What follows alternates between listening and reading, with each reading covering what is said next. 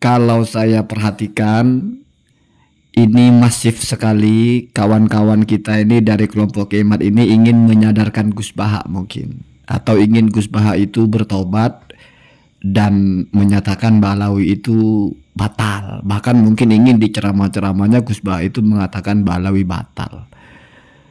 Saya menerjemahkan konten-konten mereka ini yang masif sekali bicara tentang Gus Baha. Ada yang mengatakan, bahkan sampai bertanya, mungkinkah akan rontok, akan hancur atau luntur ya.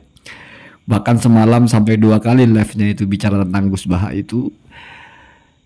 Dan ya saya tidak mendengarkan apa pembicaraannya, cuman saya anggap benar lah. Kenapa? Karena kalau saya dengar mereka bicara itu semua saya anggap benar, walaupun nggak pernah saya dengarkan lagi gitu ya.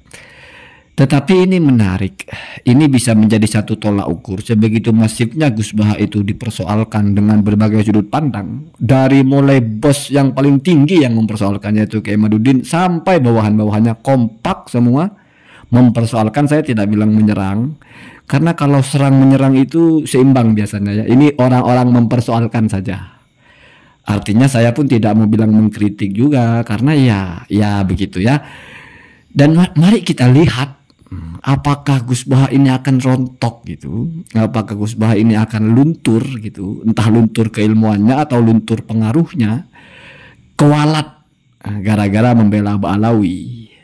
Kadang-kadang kan ada orang mati juga kewalat, dia mati gara-gara bela Ba'alawi gitu ya. Karena kalau Gus Baha itu ya kelihatan sekali, walaupun nggak pernah mengatakan asbatu Ba'alawi durian Nabi, walaupun nggak begitu, tapi selalu manggil mereka itu durian Nabi. Jadi ini keturunan Nabi itu biasa begitu. Jadi walaupun tidak menulis asbatu ya, kayaknya oleh mereka tetap dianggap kalau Gus Baha ini mengisbat nasabnya Ba'alawi kayaknya. Jadi bagi mereka ini Gus Baha ini kayaknya perlu diselamatkan gitu. Ya oke lah, kita di tengah saja ya. Di tengah maksudnya itu ya sudah, kita tunggu. Kira-kira ngaruh nggak kepada Gus Baha itu? Nggak ke personalnya, tapi kepada masyarakat mandang Gus Baha gitu. Setelah di roasting habis-habisan, digempur sana sehari bisa 3 konten 4 konten gitu, bisa live sampai 2 kali semalam. Bahkan dari yang paling atas sampai paling bawah ikut-ikutan semua bicara itu. Kira-kira luntur nggak Gus Baha itu? Kira-kira orang nanti berpikir Gus Baha ini nggak alim ternyata. Gus Baha ini ternyata hanya jongos. Gus Baha ini ternyata hanya budak Ba'alawi saja. Ternyata ilmunya nggak seberapa, nggak ilmiah. Ternyata masih lebih top kayak Haji Madudin. Kira-kira akan muncul nggak narasi-narasi begitu? Kalau di komentar-komentar ya sudah banyak begitu ya. Orang-orangnya itu saja, yang komentar ya itu saja. Pokoknya kalau Ba'alawi nggak batal, salah lah. Jadi udah layu tabar, itu layu tabar. Saya hanya ingin menunggu yang lebih real lah, kita tolak ukur. Jangan di YouTube. Kalau di YouTube, Pak, aduh, Gus Baha viewernya di YouTube ya. Gus Baha nggak punya channel YouTube, tapi setiap orang ngupload dia ramai. Jadi jangan diadu masalah channel di viewer. Kenapa? Karena Gus Baha nggak punya viewer, nggak punya channel lah.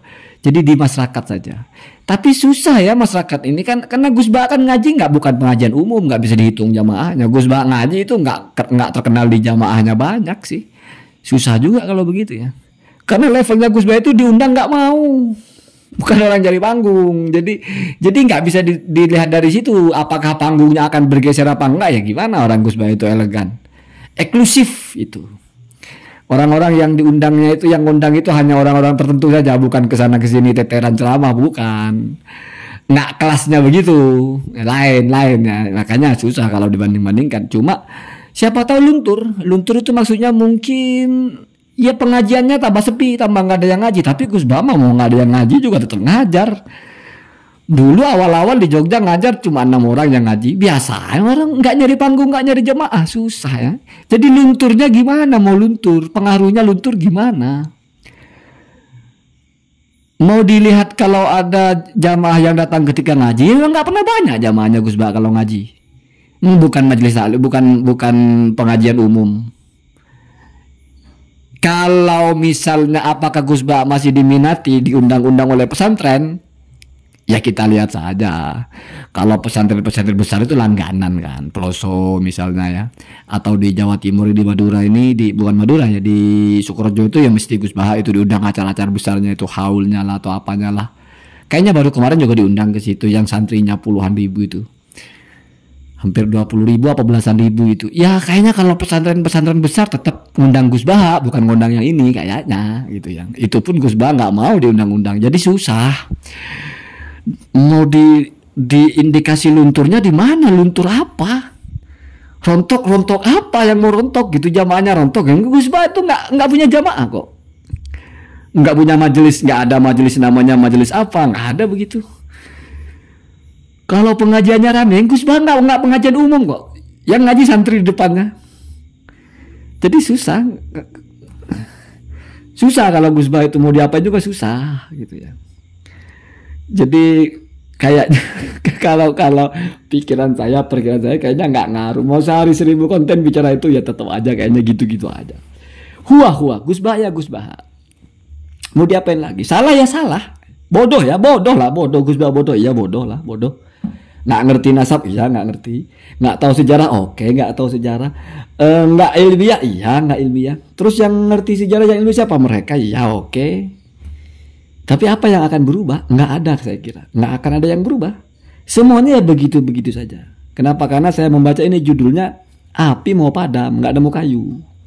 Nah, Gus Baha ini dianggap kayu yang cukup progresif ini cukup produktif kayu ini. Ini kalau disenggol nanti naik lagi isu ini. Ya naik di viewer mereka mungkin.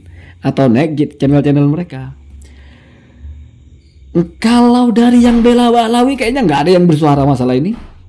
Ya mungkin nggak mau tahu juga. Atau kayak sekarang YouTuber yang bela Balawi itu sudah mana udah nggak ada kayaknya. Tinggal Gus Rumil aja. Nggak tahu Gus Rumil akan bahas ini atau enggak ya. Jadi rontok-rontok lah. Lagi pula kalaupun Gus Baha rontok ya nggak apa-apa lah. Nanti siapa tahu kayak Imat yang muncul ya, mencerdaskan seluruh umat. Gus Fuad gitu ya. Biar ada rotasi lah, ada perputaran lah ya. Biar acaranya itu lebih variatif lah gitu.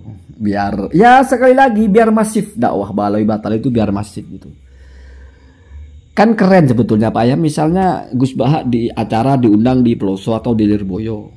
Yang santrinya itu ribuan Pak. Jadi nggak usah ngundang jamaah dari luar, santri yang ikut saja di situ sudah ribuan, bisa puluhan ribu bahkan kalau dikumpul. Artinya itu sudah panggung besar. Enak kalau di situ bicarakan Balawi itu bukan durian Nabi, batal nasabnya mereka itu ngaku-ngaku. Kan keren Pak, keren itu.